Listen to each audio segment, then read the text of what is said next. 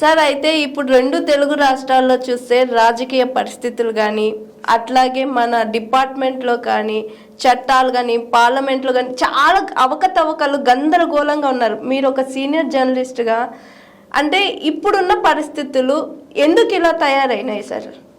రాష్ట్ర రాజకీయాలు ముఖ్యంగా ఉమ్మడి ఆంధ్రప్రదేశ్ వేరు, విభజన జరిగిన తర్వాత ఒక వేరు. ఉమ్మడి ఆంధ్రప్రదేశ్లో జరిగిన రాజకీయాల్లో డబ్బు ప్రభావం పెరిగింది.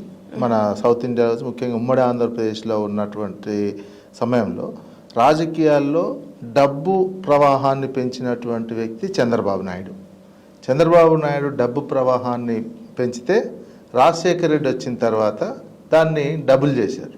ఇక అది ఆ కల్చర్ కొనసాగుతుంది. రాష్ట్ర విభజన తర్వాత కూడా ఇటు తెలంగాణలో కానీ అటు ఆంధ్రప్రదేశ్లో కానీ డబ్బు ప్రవాహం కొనసాగుతుంది. అయితే డబ్బు ప్రవాహం ఉంది తప్ప ప్రభావం కొన్నిసార్లు పడుతుంది, కొన్నిసార్లు పడట్లేదు. ఈ డబ్బు కల్చర్ తోటి రాజకీయాలన్నీ కూడా చాలా మారిపోయినాయి. డబ్బున్న వాళ్ళే రాజకీయాలు చేసేటువంటిది, మామూలు వాళ్ళు రాజకీయాలు రాలేనటువంటి సిచ్యువేషను. పబ్లిక్లో కూడా ఆ రకమైనటువంటి వాతావరణం. ఎవరైతే డబ్బులు పెడుతున్నారో వాళ్ళ వైపే చూడడం. కాకపోతే అదే ప్రయారిటీ దానివల్లనే గెలుస్తారు అనేది కాదు, కానీ డబ్బుతో వచ్చినటువంటి పరిణామం ఇదంతా. ఇది దాని తర్వాత ఆ డబ్బుని మళ్ళీ తిరిగి సంపాదించుకోవడానికి అవినీతి జరగడం, ఆఫీసర్స్ని ఆ రకంగానే అలవాటు చేయడం, అట్లా జరుగుతూ ఈ రాజకీయ పరిణామాలు జరిగినాయి ఆంధ్రప్రదేశ్లో కానీ ఉమ్మడి విభజన జరిగిన తర్వాత తెలంగాణలో. అయితే తెలంగాణలో ఏమైందంటే విభజనకు ముందు వరకు కూడా తెలంగాణ వాళ్ళకి పరిపాలించుకోరాదు అది అని బాగా ఆరోపణలు ఉన్నటువంటి ఒక అభిప్రాయం ఉన్నటువంటిది. విభజన జరిగిన తర్వాత తెలంగాణ అభివృద్ధి అయింది. ఇంతెందుకు ఈరోజే ప్రధానమంత్రి ఆర్థిక సలహాదారుల కౌన్సిల్ నివేదిక కూడా ఇవ్వటం జరిగింది. గ్రోత్ ఎట్లుందంటే ఆంధ్రప్రదేశ్ విభజన జరిగిన తర్వాత ఆంధ్రప్రదేశ్ గ్రోత్ తక్కువగా ఉంది, తెలంగాణ గ్రోత్ ఎక్కువగా ఉంది. అదేవిధంగా జీడిపి కూడా భారతదేశానికి ఎక్కువగా ఇస్తున్నటువంటి ఆంధ్రప్రదేశ్ కంటే తెలంగాణనే ఎక్కువగా ఇస్తుంది. భారతదేశ జీడిపిలో భాగస్వామ్యం అయినటువంటి రాష్ట్రం.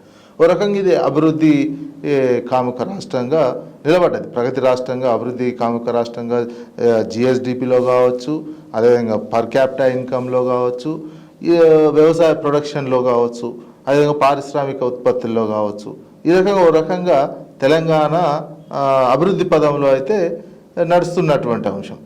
నడుస్తున్నటువంటి దశలో ఒక ఎలక్షన్ రెండు టర్ములు బీఆర్ఎస్ పార్టీ అధికారంలో ఉంది, ఇప్పుడు కాంగ్రెస్ పార్టీ ఉంటుంది. ఆ వేగం ఏంటంటే ఇప్పుడు కాంగ్రెస్ వచ్చిన తర్వాత ఆ 10 సంవత్సరాల వేగం అనేది మందగించింది, వేగం తగ్గిపోయింది. కాంగ్రెస్ పార్టీ విధానాలు కావచ్చు, కాంగ్రెస్ పార్టీ ఇంప్లిమెంటేషన్ చేస్తున్నటువంటిది కావచ్చు, విభజన జరిగిన తర్వాత ఆ వేగానికి బ్రేక్ పడింది. ఈ బీఆర్ఎస్ కున్న వేగం కాంగ్రెస్ కు లేదంటున్నారు. బీఆర్ఎస్ కాలంలో జరిగిన రాష్ట్ర అభివృద్ధి పార్టీకి కాదు, రాష్ట్ర అభివృద్ధికి సంబంధించినటువంటి వేగం. ఎందుకంటే వాళ్ళు ఇప్పుడు సెంట్రల్ లెవెల్లో ప్రధానమంత్రి స్థాయి ఫైనాన్స్ కౌన్సిల్కి ఆర్థిక కౌన్సిల్కి సంబంధించిన ఇచ్చిన నివేదిక, లేటెస్ట్ ఈరోజు ఇచ్చినటువంటి నివేదిక మనకు ప్రామాణికంగా తీసుకున్నా చాలా క్లియర్గా అర్థమైపోతున్నటువంటి అంశం.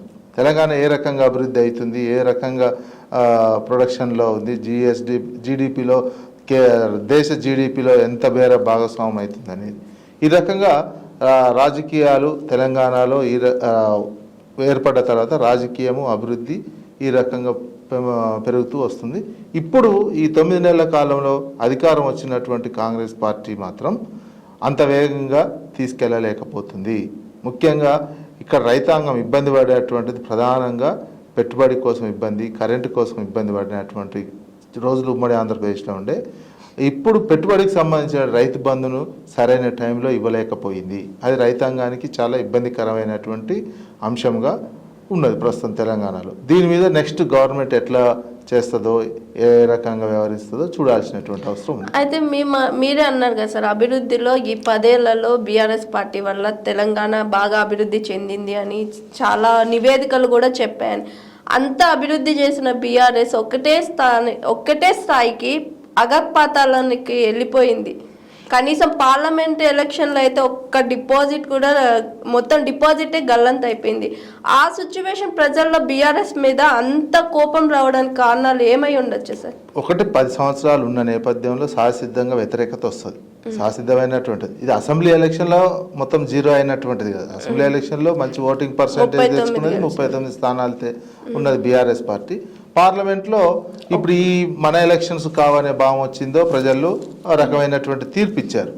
అది అందుకే ప్రజలు ఒక అవగాహన కూడా, ప్రాంతీయ అస్తిత్వం కూడా, మనం తెలంగాణ అస్తిత్వం లేకుండా పోయింది. ఇప్పుడు పార్లమెంట్లో బీఆర్ఎస్ పార్టీ అనే పార్టీకి పార్లమెంట్ స్థానాలు దక్కకపోవడం వల్ల తెలంగాణ ఎంత ఇబ్బంది పడుతుంది అర్థమవుతుంది. మనకు ఆత్మ గౌరవం కావచ్చు, అస్తిత్వం కావచ్చు, చాలా దెబ్బతిన్నట్టు కనిపిస్తుంది ఢిల్లీలో. ఇప్పుడు చూడు, మనం విడిపోయాను, ఆంధ్రప్రదేశ్లో ఉన్నటువంటి రాజకీయ నాయకుల మీద వాళ్ళతో కొట్లాడి తెలంగాణ తెచ్చుకున్న తర్వాత ఇప్పుడు పార్లమెంట్లో ఢిల్లీలో ఎవరు చక్రం తిప్పుతున్నారు? చంద్రబాబు నాయుడు చక్రం తిప్పుతున్నాడు. జస్ట్ 16 సీట్లు ఉన్నటువంటి చంద్రబాబు నాయుడు చక్రం తిప్పుతున్నాడు. మరి మనం ఏమైంది? మన చైతన్యం ఏమైంది? తెలంగాణ చైతన్యం 10 సంవత్సరాలకే మూలకు పడైంది అనుకోవాలా? ఇప్పుడు ఢిల్లీలో మన పాత్రే లేదు. రెండు జాతీయ పార్టీలకు సంబంధించినటువంటి 8 ఎంపీలు ఉన్నప్పటికీ నీకు అసలు అక్కడ వాల్యూవే లేదు. ఇప్పుడు ఏం వాల్యూ లేదు అక్కడ. ఓవైపు నితీష్ కుమార్ చక్రం తిప్పుతున్నాడు బీహార్లో, బీహార్కు సంబంధించినటువంటి వ్యక్తి, ఇక్కడ చంద్రబాబు నాయుడు చక్రం తిప్పుతున్నాడు. పార్లమెంటు ఫస్ట్ సమావేశాలు సెంట్రల్ హాల్ జరిగినటువంటి నేపథ్యంలో సెంట్రల్ హాల్లో పవన్ కళ్యాణ్కి వచ్చినాయి 2 ఎంపీలు అండి. 2 ఎంపీలు ఫ్రంట్లో కూర్చొని అటు పవన్ కళ్యాణ్ కూర్చున్నాడు, చంద్రబాబు నాయుడు కూర్చున్నాడు. అరే తెలంగాణ వాళ్ళు ఎవరు లేరు. దేశ రాజకీయాలను మనం తెలంగాణ వాళ్ళని శాసించొద్దా? మన అస్తిత్వాన్ని నిలుపుకొని మనది మనం సాధించుకునే అవకాశం లేకుండానే పోయింది కదా. మిగతా 16 మంది ఎంపీలు తెలంగాణ వాళ్ళు, బీజేపీ కావచ్చు, కాంగ్రెస్ కావచ్చు, ఆ రోజు జూమ్ పెట్టి కెమెరా పార్లమెంట్ సెంట్రల్ హాల్లో జూమ్ పెట్టి చూసినా ఎక్కడున్నారో దొరకట్లేరు. అంత ప్రజలు ఇచ్చిన తీర్పే కావచ్చు, కానీ తెలంగాణ అస్తిత్వం మీద ఎంత ప్రభావం పడిపోయింది. మనం కొట్లాడి తెచ్చుకున్నటువంటి దాని మీద ఆంధ్రోల ముందు మనము నామోషిలాగా ఉండాల్సినటువంటి పరిస్థితి అయితే తెలంగాణ అస్తిత్వానికి వచ్చింది. ఇప్పుడు చంద్రబాబే దేశ రాజకీయాలను శాసిస్తున్నాడు. మరి ఇప్పుడు ఈ సందర్భంగా మన రాష్ట్రానికి ఇంకా ముందు ఇంకెంత నష్టం జరగబోతుందో, నీటి పంపకాల్లో కావచ్చు, ఆస్తుల విభజనలో కావచ్చు, మన అనవసరంగా విద్యుత్ బకాయిలు ఉన్నాయని చెప్పి అవి వసూలు మనకు రావాలి, వాళ్ళకి మనం వచ్చేది దాన్ని అడ్జస్ట్ చేసుకోకుండా మనకు రావాల్సిన మన అకౌంట్లోకి వెళ్ళి తీసి కూడా 2500 కోట్లు మళ్ళీ ఆయన తీసుకుపోయినటువంటి సిచ్యువేషన్. ఇట్లాంటి అన్యాయాలన్నీ జరుగుతున్నాయి. ఎందుకు? మరి ఇప్పుడు ఉన్నటువంటి వాళ్ళు ప్రశ్నించాలి, ఆ 2500 కోట్లు ఎందుకు ఇచ్చారు? మనకు ఉండాల్సినటువంటి అడ్జస్ట్మెంట్ అంటే మనకు రావాల్సినవి ఉన్నాయి కదా, ఉద్యోగులకు సంబంధించిన విద్యుత్ బకాయిలు రావాల్సినవి ఉన్నాయి, ఇతరవి ఉన్నాయి, ఇవన్నీ ఉన్నాయి. అవన్నీ తీసుకోవాల్సినటువంటి వాటి గురించి సమాధానం చెప్పాల్సినటువంటి అవసరం ఉండే. ఆ రకంగా మనకు ఒక అస్తిత్వం 10 సంవత్సరాలకే అస్తిత్వం మీద దెబ్బ తగిలినట్టే అనిపిస్తుంది నాలాంటి వాళ్ళకు. నేనైతే తెలంగాణ ఉద్యమంలో ఉన్నటువంటి వ్యక్తిగా నాకు తెలంగాణ అస్తిత్వం మీద ఈ 10 సంవత్సరాలనే ప్రభావం పడిపోయింది. ప్రజలు ఇచ్చిన తీర్పు కావచ్చు, ఇంకేదైనా కావచ్చు, ఒక ప్రాంతీయ అస్తిత్వం ఉన్నటువంటి పార్టీ ఉండాల్సినటువంటి అవసరం ఉండే. తెలంగాణ ఢిల్లీలో గొంతుగా ఉండాల్సినటువంటి అవసరం ఉండే. అది రాకపోవడం తెలంగాణ ప్రజలకు చాలా ఇబ్బందికరమైనటువంటిది. ఈ 4 ఏళ్ళు ఇంకా ఎన్ని రకాల తెలంగాణకు ఇబ్బందులు వస్తాయో చూడాల్సినటువంటి అవసరం ఉంది. ఎందుకంటే మనకు గ్రోత్ అవుతున్నట్టు, ఫాస్ట్గా వేగంగా గ్రోత్ అవుతున్నట్టు అటువంటి స్టేట్కి ఈ అన్ని ప్రతిబంధకాలుగా అయిపోయినాయి. లేకపోతే మనం ఇంకా ఫాస్ట్గా మీద అన్ని దేశంలోనే ఇంకా చాలా వేగంగా మన తలసరి ఆదాయం పెరిగేది, మన ఎకనామిక్ యాక్టివిటీ బాగా పెరిగేది తెలంగాణలో. ఆ ఎకనామిక్ యాక్టివిటీ అంతా ఒకేసారి స్లో డౌన్ అయిపోయింది. Hi, this is Swathi. Like చేయండి, షేర్ చేయండి, కమెంట్ చేయండి అండ్ సబ్స్క్రైబ్ చేయండి GRTV. Hi, this is Monica. Please like, share and subscribe GRTV.